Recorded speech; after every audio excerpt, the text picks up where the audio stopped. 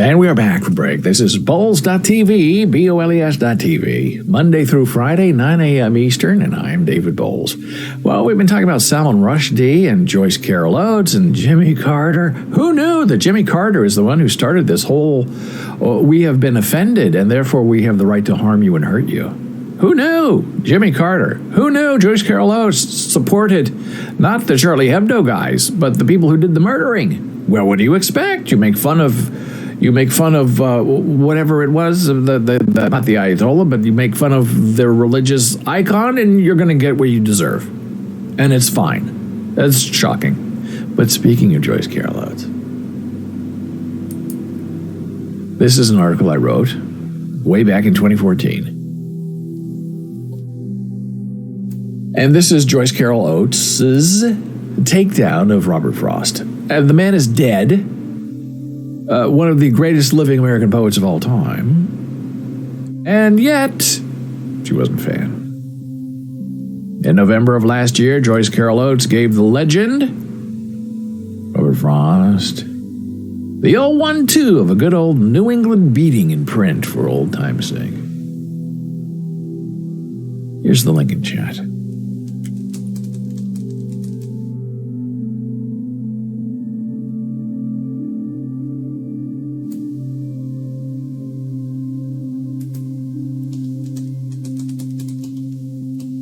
And there's no doubt that Joyce Carol Oates is a great author and writes well and can, pick you apart.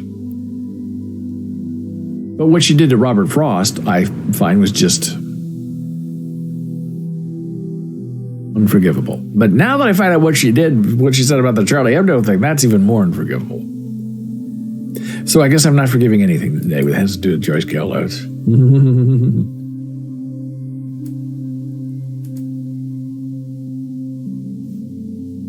So now, in our conversation about Salman Rushdie and how this fatwa, this death sentence, is hung over him all of these years, I am reminded, and I've written about this, about my play that was produced in 1986 in Lincoln, Nebraska, at the University of Nebraska-Lincoln.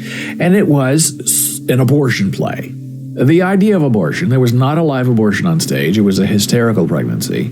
But the ideas going around, a woman's choice, premarital sex, was all very sticky and touchy and ghost-like. Although I was not aware that this was Henrik Ibsen's Ghosts rewritten, because I had not read the play, but there are common themes that run throughout families and throughout literature and drama that are repeated wittingly and unwittingly. So, when this play was done and produced,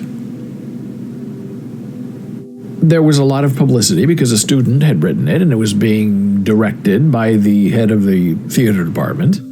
And the lead actress was using that performance as her MFA thesis. So it had a lot of attention. And of course, in Nebraska, even in 1986, which is much more liberal and forgiving and caressing then than it is now, there were people who did not like the idea of my show. They hadn't seen it. They hadn't read it. They just knew that they didn't like what I was writing about.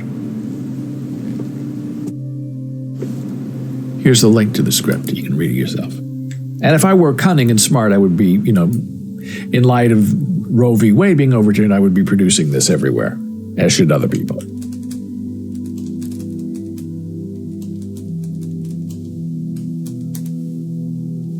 So you can download and read the play for yourself.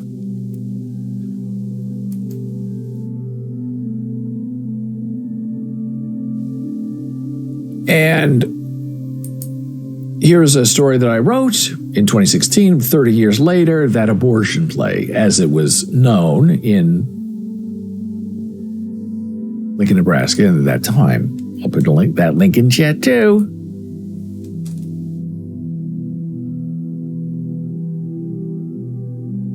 And I was reflecting on it and what that meant, and 30 years later, how all things had changed.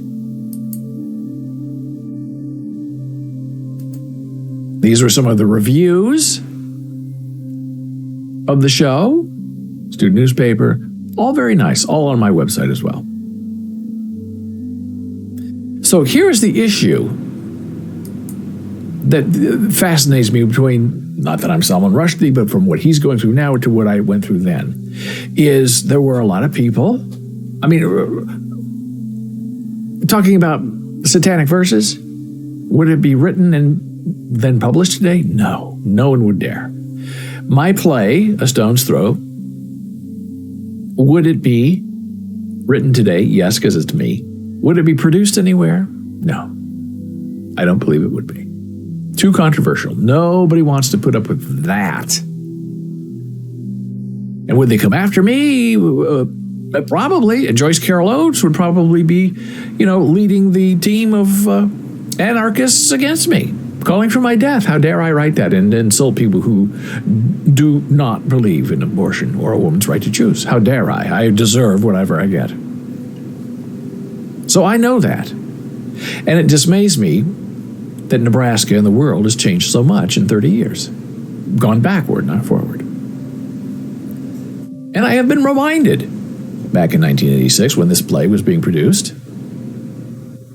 that there were death threats that were called in to the university. One time we had, on one of the performances, a bomb threat that was called in. There was a bomb in the building. And it's interesting because at that time, we kind of the thinking was, it's impossible. There's nobody who could get in the building. And the show went on and nothing happened. Now today, someone calls in a bomb threat. The entire university would be shut down for a week. It's very interesting.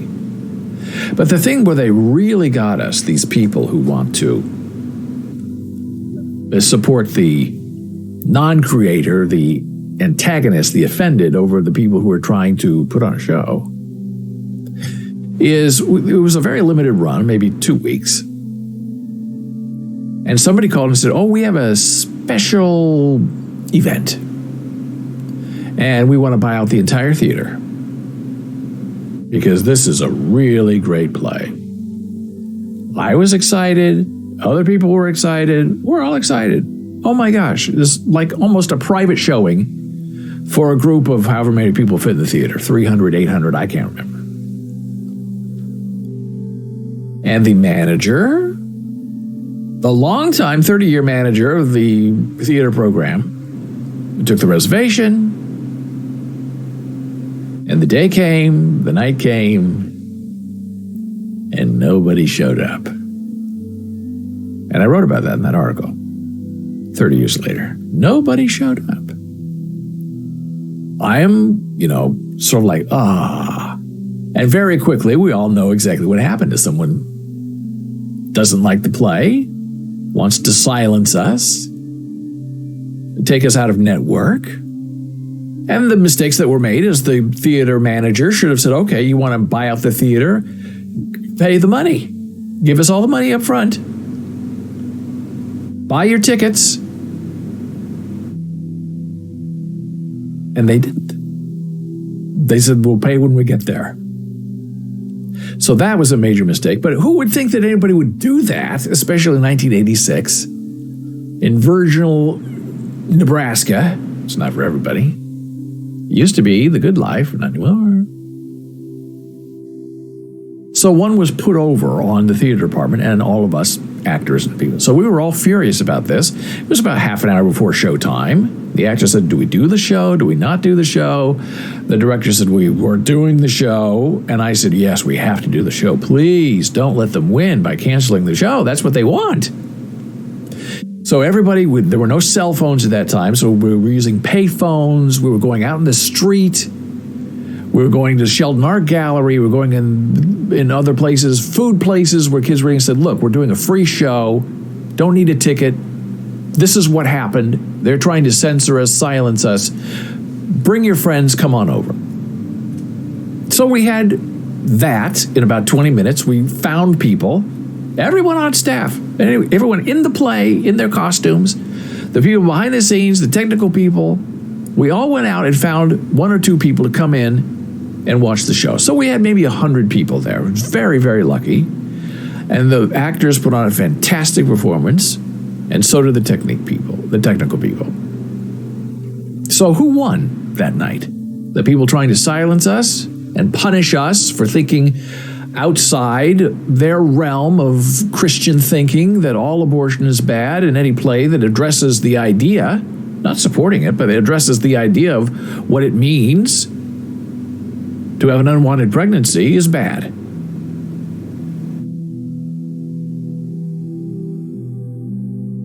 And that was an issue. We were struck down. We were punched in the face.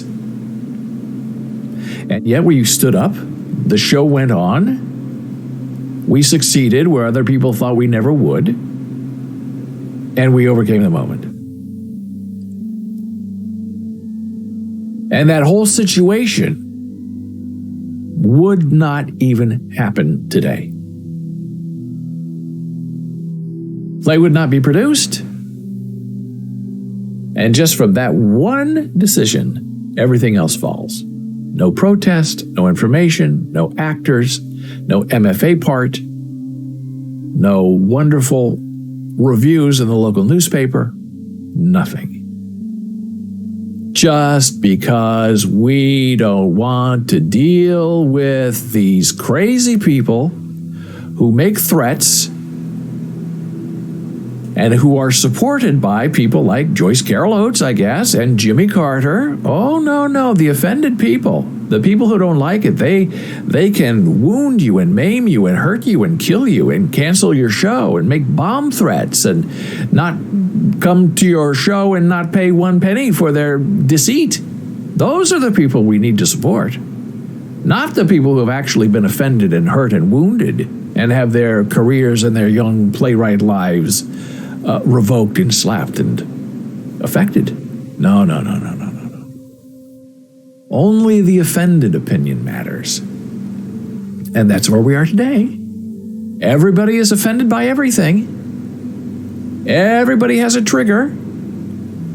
Everybody isn't interested in what anybody else thinks because they know what they know, and they put that on the internet. And if you happen to disagree with them or not even like what they say, then you're the bad person. You are the person who deserves what you get. And if my boyfriend comes and beats you up, or if I blow you up with a bomb, or if I stab you 10 times on stage, that's not my fault. That's your fault because of who you are and what you believe. And that is the madness that surrounds us in modern day America. And I don't know how we get out of it. I don't know where we go from here, because the offended is now a major political party in America. The GOP live for retribution and punishment for the invasion and the hurting of their feelings. And we, everyone else, are the ones who are doing it to them. So if you get shot, if you get blown up, it's not our fault. It's your fault. You're here. You're going against us. You don't agree with us. You have written things we don't like. So therefore, you have earned your end.